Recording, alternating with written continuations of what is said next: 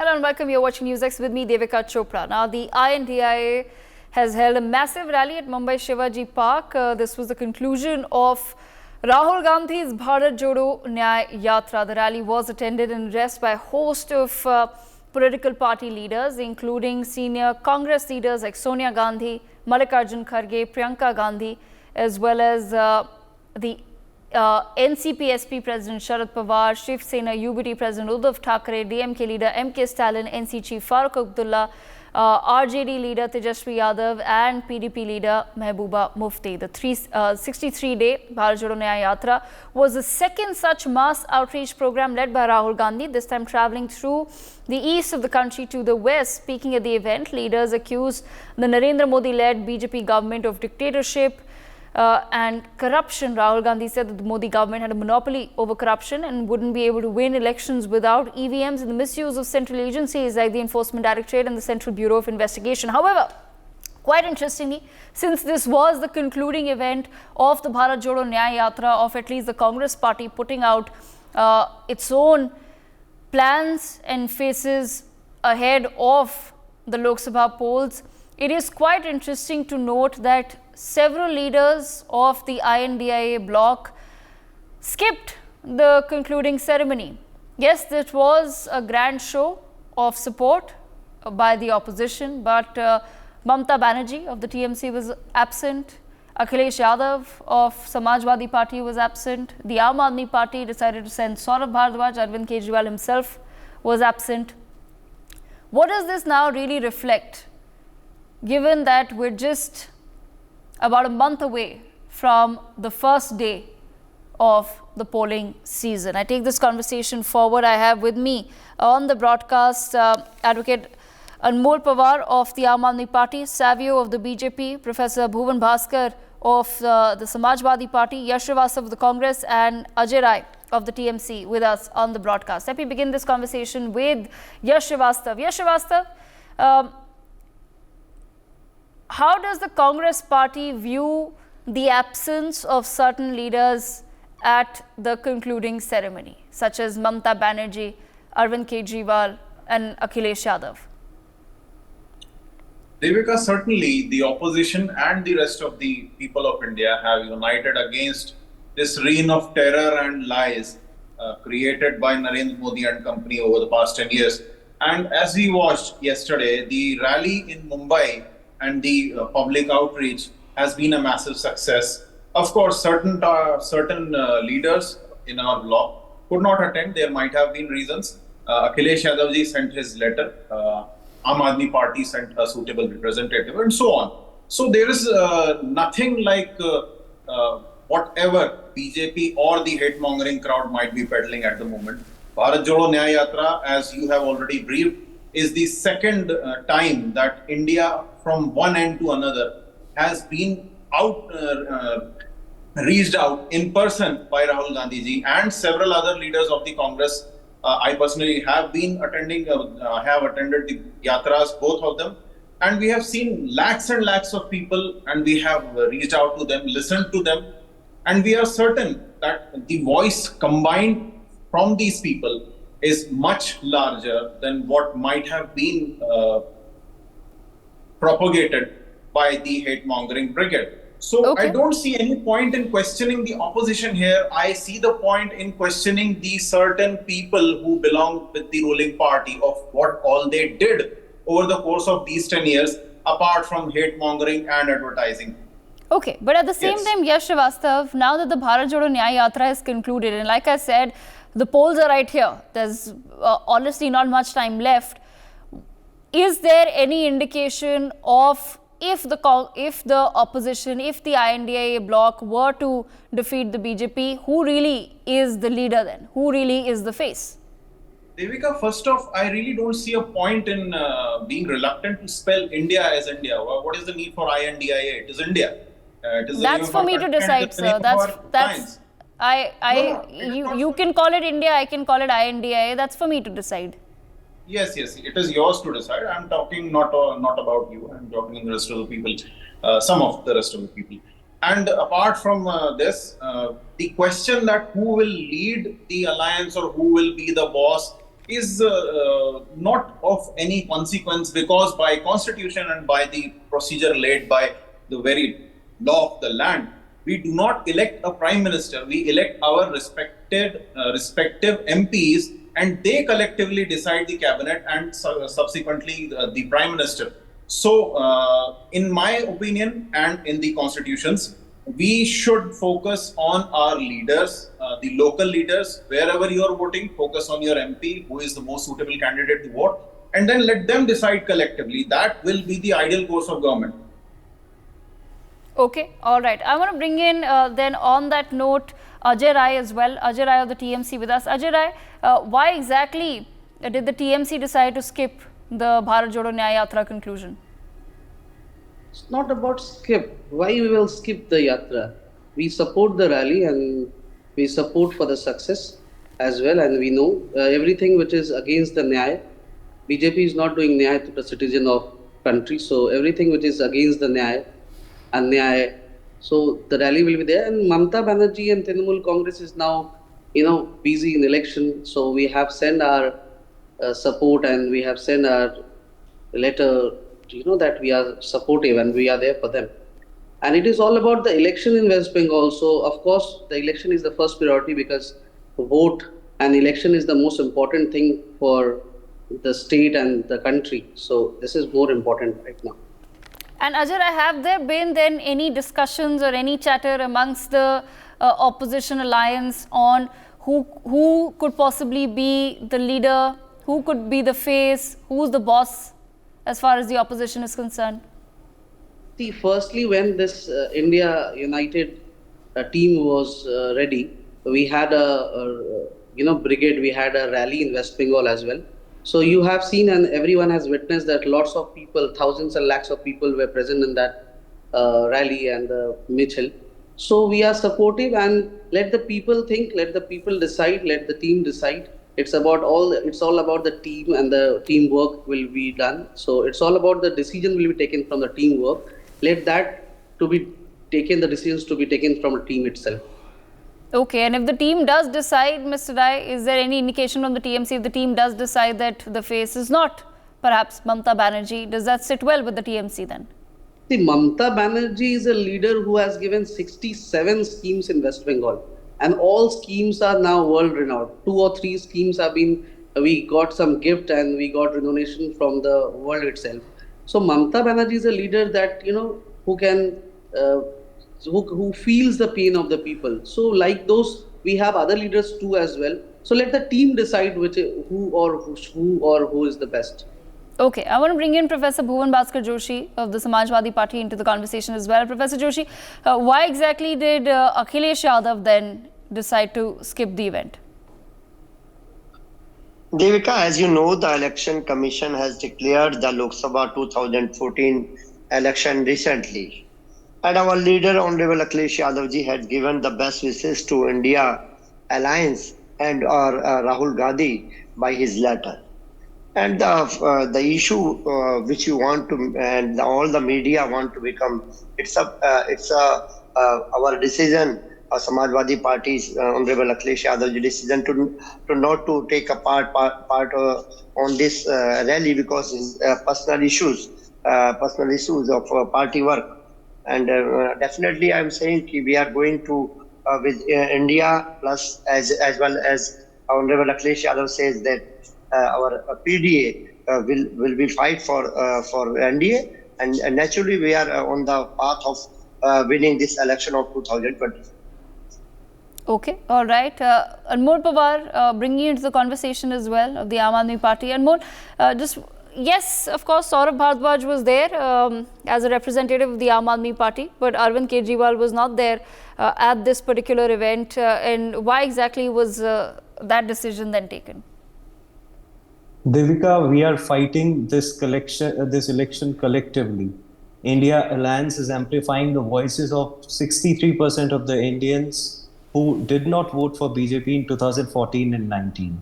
And effective utilization of people and resources are essential and plays a vital role in ensuring that the campaign which this alliance is running is well organized and impactful so that we can maximize our chances of winning the election and defeat an autocratic government who has been at the forefront of murdering the democracy and the constitution of this country. So I think everyone is playing their bit, and we are collectively fighting this election and will ensure that we win against these corrupt BJP leaders. Okay, but Mr. Pawar, when the opposition says that everyone is doing their bit in order to defeat the BJP, eventually there will have to be someone who will have to come in as the leader of the opposition. So there will have to be a face. Is there any conversation that has been had between the I.N.D.I. party and other parties perhaps on who is that leader, who is the boss as far as the opposition is concerned? Because the BJP, as the opposition also accuses them of, is fighting particularly on the name of Narendra Modi. They say it's Modi ki guarantee in 2024.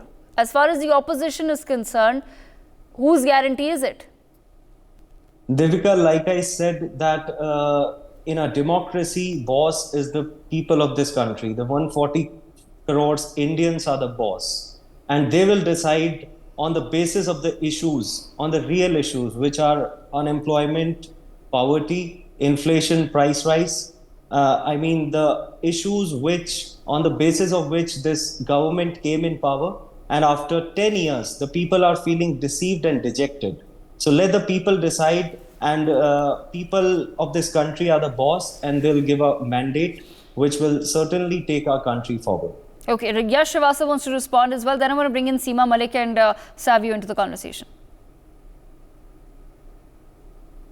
Add just this tiny bit we have already told about the importance of how constitutional process must be emphasized across the electoral process.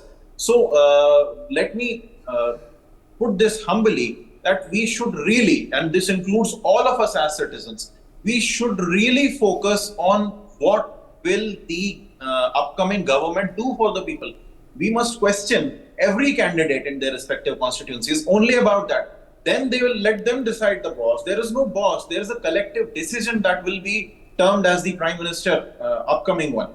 So I don't really see a point in picking out a boss that has only been a marketing scheme by BJP through the course of their history. Earlier they advocated for Mr. Advani. Now they have been projecting Mr. Modi. So I don't see a point in marketing a face in a constitutional process. So that is all. Okay, fair enough, Yash Srivastava, but when the opposition says that this is a war on corruption, that this is a war against hatred of the BJP, who really then is the face, or rather the leader who will implement or deliver on that vision, is the question that people do ask. Devika, the face of this nation since independence has been the Constitution of India, and we all must bow to it. And every guarantee, regardless of what it is supposed to be about, every guarantee is the final testament of how thoroughly we bow by the Constitution, we abide by the rules. So it is not important to worship a face. We must never worship a face. Congress party has never advocated a face. We are advocating the idea of India. That is what Rahulji is doing through the Yatra. He might have as well spent a bunch of money on his personal advertisement, but he did not. He went out to reach to people on the streets, on the road. He met with every section of the society, only to propose the idea of India against the idea of worshipping a man. That is what BJP is doing. So that is how we oppose the idea, and we present the idea of India to you. Okay, Seema Malik of the NCP also with us on the broadcast. Seema Malik, just want to understand from you, do you feel that India then, or the nation, will accept the fact that the opposition is fighting on an idea, and there is, in fact, at this point in time, there is no clarity on who really will then be the person leading or implementing that vision, that idea on behalf of the opposition, if the opposition were to come to power in 2024? Definitely, we are going to come in power, and I don't think the face is so important for this thing. We are working. Our whole campaign is based on the issues of the common men, whether it is unemployment or inflation or the farmers' problem, the females of this country. I think women of this country. What the Prime Minister was telling, who worships, this Shakti and all. So we will, we'll fight the election on the issues of the common man. We are really not bothered about the face and all. You see, the numbers are also important in this, in this era. So there's no, I don't think there was any face in 2004, and we are really not giving importance to the face. We believe in the democracy and constitution But of Seema Malik, India. has and the we are politics then really of trying India to save that changed? only. Has Our the mission politics is of that India only. We are not changed? really. We Are not people really- voting for ideas? Are people voting for faces? What is the assessment of the opposition? See, what is that? I'm saying, I can't hear you, but- are people voting for ideas, ma'am? Are people voting for a face? What is the assessment of the opposition at this point in time?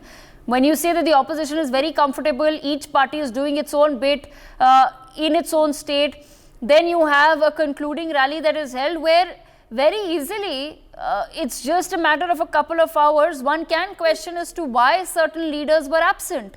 If this is the concluding Of course, certain rally, leaders were absent. I think the spokesperson have told about this, and everybody knows that Mamta is not well these days. yes. Actually, she has written a letter about that thing that I think he was busy somewhere, and about Kejriwal, Saurabh ji was there. So, and most of them were there. So I think sometimes some people can be absent from there, but doesn't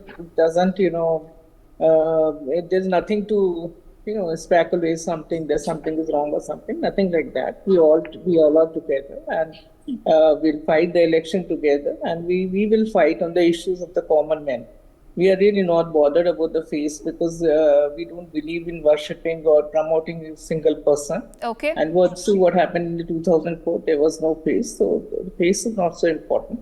Okay, so We the have got opposition many- they're hoping many that able 2004 leaders, will repeat itself. The opposition here are hoping that this 2004 will repeat thing. itself. Right, absolutely. Ms. Malik, I'll come back to you. Savio, you've heard what the opposition spokespersons have had to say at this point in time, and one of the biggest allegations coming against the BJP, which has been for the past many months now, is that there continues to be choice within the opposition, and they will come to it once the results are out. That the opposition doesn't believe that the nation needs to be worshipping one person or one face. How does the BJP respond to that? Well, the opposition is entirely entitled to have its tea party and eat the biscuits and the samosas at their tea party, and that's absolutely fine with us.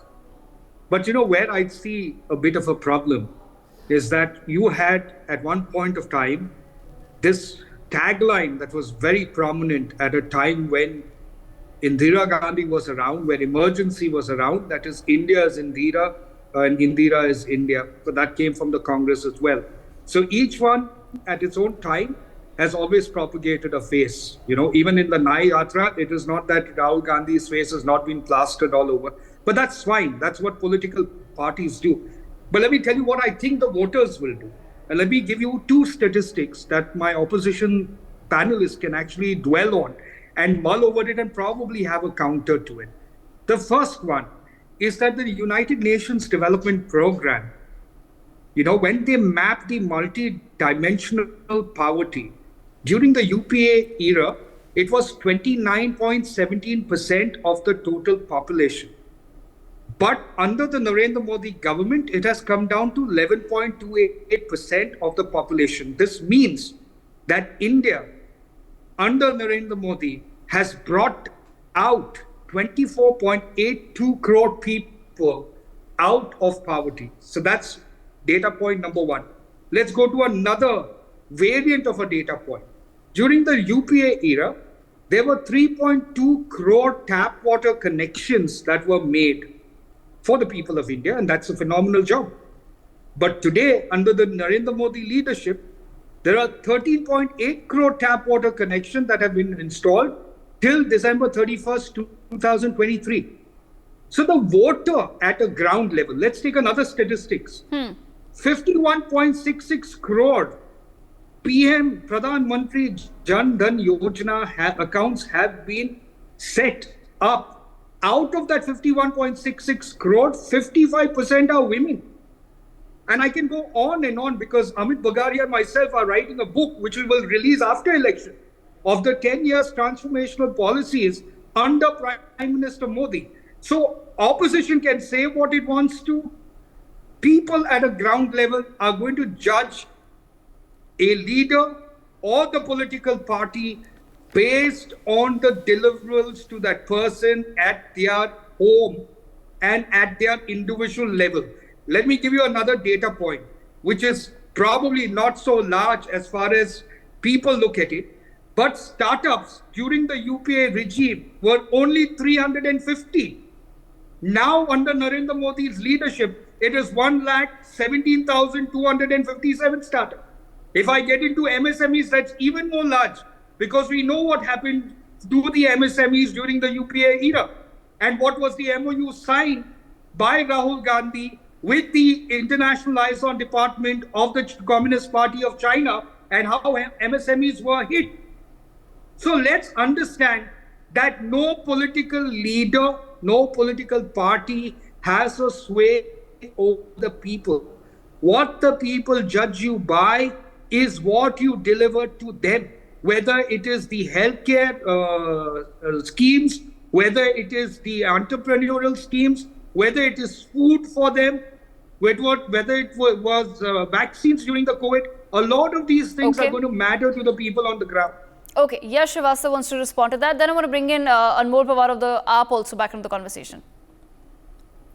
Devika, we have been listening to several data points, as they like to call it, all of the BJP brigade, but none of them want to talk about what is going on currently in India. There is a very tiny set of data called the list of electoral bonds. We have been seeing entire BJP with their entire political science evading through about the electoral bonds. And yesterday, we have a news that certain number of electoral bonds worth rupees 4,000 crores have been misplaced by SBI. Now we are talking about digital India. We are talking about all this propaganda by Narendra Modi government, and we lose Rafale documents from the Defense Ministry. We lose crucial documents from UP police because rats ate them or monkeys drank wine. And we lose crucial documents in a fire set right before elections in Gujarat and Madhya Pradesh. And now we lose a set of electoral bonds. And they are talking about taps and toilets without drainage. So it has been high time that 10 years of lying and jumlas and all this nonsense peddled by BJP comes to an end. When talking about women, every BJP person must remember themselves of Braj Bhushan, of Kuldeep Sengar, of Babu Bajrangi, and the list goes on and on. I can also go on and on about people involved with BJP. I remember a man who dragged a girl to death by his car on the last New Year Eve. So yes, of course, when it comes to women empowerment, BJP has a lot to answer for. And it is high time we stop listening to this cliche pile of lies created by BJP and start watching the truth by our own eyes, start seeing at it. So there goes the end of the corrupt Narendra Modi's government. The people of India will certainly rise in the wake of truth and India will win.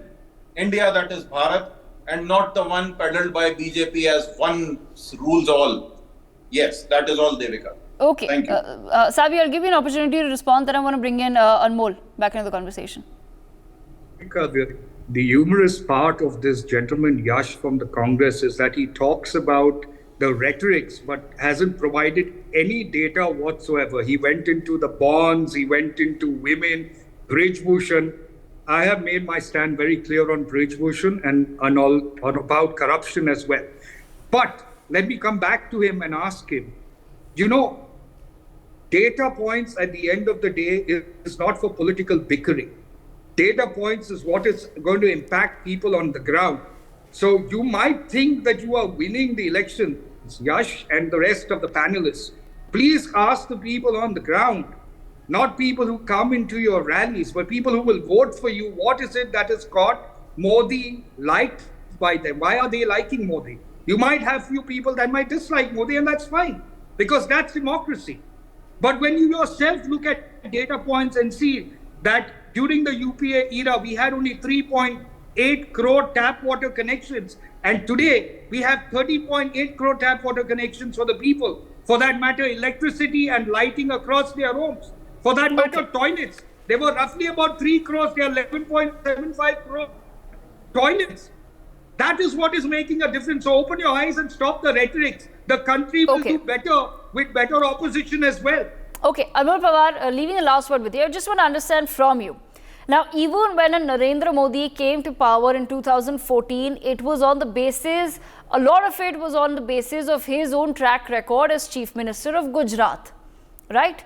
A lot of it was said that, okay, three-term Chief Minister, he's contributed so much to towards the development of Gujarat. This is what he's done for Gujarat and this is what he will do for India. We've seen a slightly, one can say, a similar pattern with the I.N.D.I.A party as well, wherein Arvind Kejriwal came into Delhi to power, developed some sort of a model for the I.N.D.I.A party and then presented that model to various other states. And the I.N.D.I.A party today, after the Congress, does have power in multiple different states of India.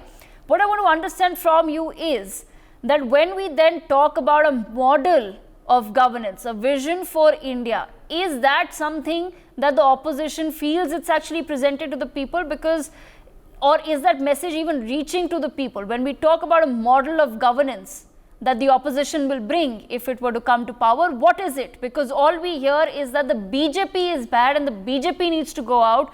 But as far as changes that have to be brought, is that messaging clear enough?